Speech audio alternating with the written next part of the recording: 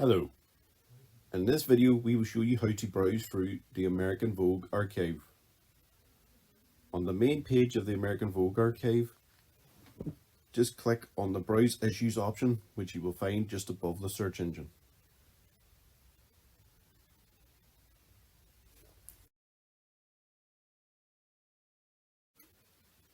You should now find yourself on the following page where the archive begins at its most current issue.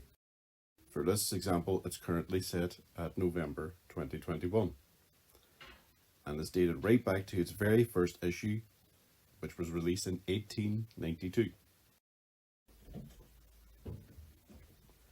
If you scroll down to choose an issue to view, you can easily narrow down the search for a particular issue that you want by first selecting the decade, followed by the year,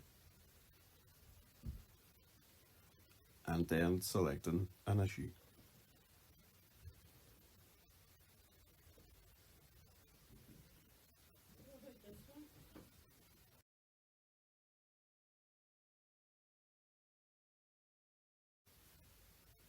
If you click on the first page, it will take you to the following screen where you can view that page.